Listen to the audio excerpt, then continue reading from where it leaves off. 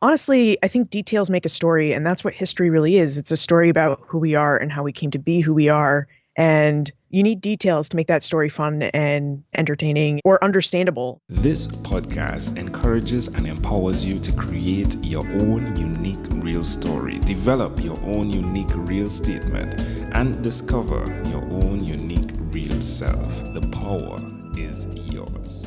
Good morning, Liz Covart. How are you doing on this wonderful, beautiful day? I'm well, although I have to say the weather is not so nice here in Boston. Oh, what is it? Is it cold right now up there? It's actually a bit warm, but it's gray and rainy. You know, we're in that transitional autumn phase where we know winter is coming, but it's not quite here yet. So the temperature fluctuates a lot. All right. So if you had to connect it, right, which of your talents do you think is responsible for us connecting?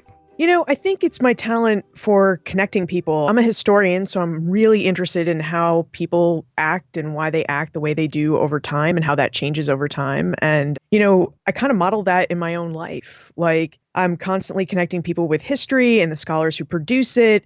I'm connecting podcasters with one another because my main mode of conveying history is through a podcast. And podcasting is really how we met when we were looking at establishing the International Podcast Association. So podcasting brought us together. Yeah, so we're both a part of that, the International Podcast Association, and great stuff going on there. Your podcast, Dr. Liz, tell us a bit more about it, though. Ben Franklin's World. Ben Franklin's World is a podcast about early American history, and what the podcast seeks to do is put really well-researched history about early America, and I mean in a broad sense, because early America was very much connected to the broader world, and make it accessible to people so people know who we are, how we came to be who we are. That's what history can do for us. So each week we interview a new scholar about some aspect of early America.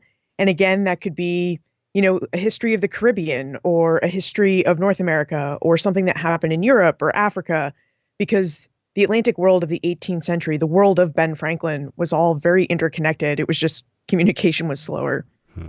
Who did you learn, if you had to say this is accurate, but it seems to me from listening to the conversation on the podcast that you have an eye for detail and you're very much connected to the truth. So who did you learn that from, that ability? Wow, that's a great question.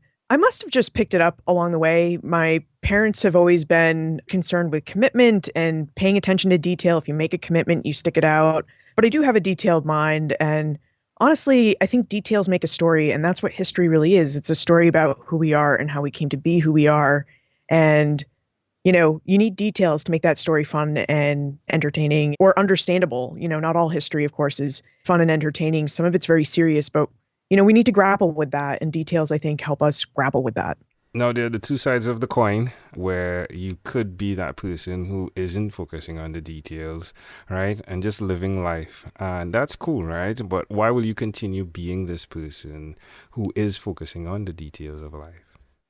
I'm deeply passionate about history, and I do think we need the details for it. I think if we skip details and only pay attention to what we like to pay attention to or skim it, we're not really getting a full picture. So we can't really learn much from the past. And history is complicated. So I need to pay attention to the details, even within the podcast and how we edit it, because I want this history to be freely accessible and available to people. And if I don't take the time to edit and pay attention to the details, then those conversations, those complicated conversations, become much harder to convey. So I think I'll just always pay attention to the details because part of it is me and part of it is what I want to accomplish in life. Yeah, that's great. So where can people find out more about you, follow your paths? Yeah, you can certainly check out the website, benfranklinsworld.com. I also have a website called lizcovart.com, which is just more of like a personal professional website, but you can get to that website from benfranklinsworld.com, or you can follow me on Twitter at lizcovart.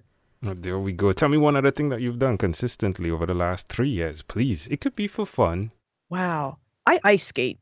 I like winter. It's kind of a funny thing because a lot of people don't, but I like to go out and I just like to ice skate. So I try to do that all the time when I can, when there's ice, you know, on the ground. Now that, of course, for me is unimaginable, right? As you can imagine, being from the Caribbean, ice skating, one, and just from having a technical mind, I believe the blade is too thin, right?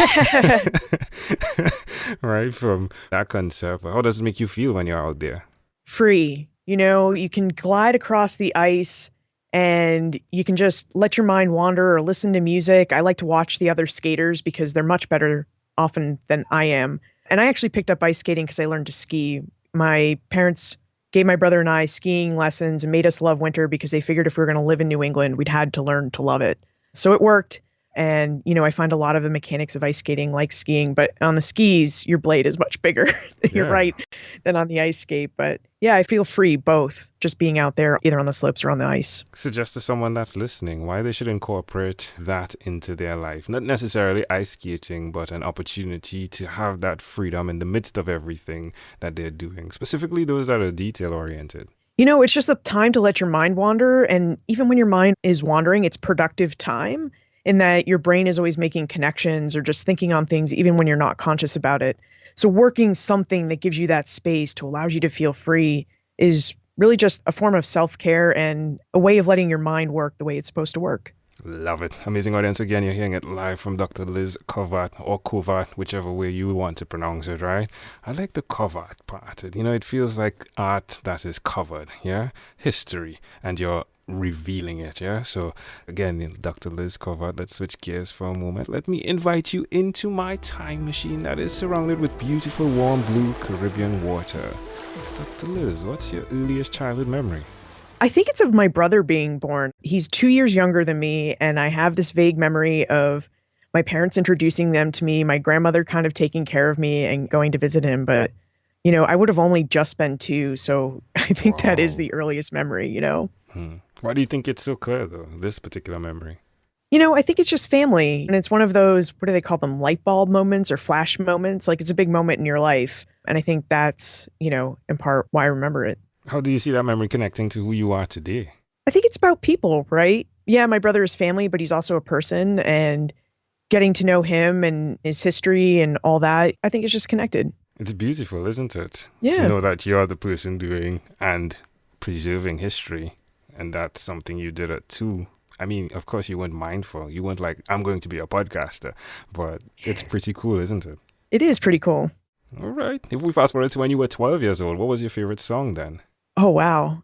I don't really know. All I can say is that my parents listened to a lot of radio from when they were young. So I thought bands like the Beatles were actually current bands pretty early on. And then there was a New Kids on the Block phase, but I don't actually remember a specific song. But I really do love music. I play the trumpet and I use music all the time when I'm working on the podcast. It helps me think about pacing and important points. And it's kind of like an orchestration, even though it's spoken word. So I really do love music, but I can't remember what my favorite song was at 12. All right. Well, we've arrived at our destination. But before we get off of this time machine, there is a small declaration form. So it's yes or no. We're going to move pretty quickly here. Are you ready? Okay. Liz, have you chosen someone to pass on your skills to? No. Are you married? I am. Do you have children? No. Do you believe in God? I do. Do you have an inner circle of friends? I do. Do you watch TV for more than 3 hours a day? No. How about 3 hours a week? Yes. What about screen time, the phone under the computer? Is it more than 8 or less than 8 hours a day? It's more than 8. And reading, how often do you read? I read every day. If you had to share with us your own unique real statement, a statement that represents who you are, Liz Covart, what would you say that is? I think I would keep coming back to history tells us who we are and how we came to be who we are. And that's something I say all the time on the podcast because I really believe it. Love it. Dr. Liz, this was such a great pleasure. Before we leave, is there anything else you'd like to share with our amazing audience? No, I really just appreciate the experience. Oh, my pleasure as well. It's like a friend that gets to pass by, right? And the friendship just grows even more. Deeper conversations, building bridges through meaningful conversations.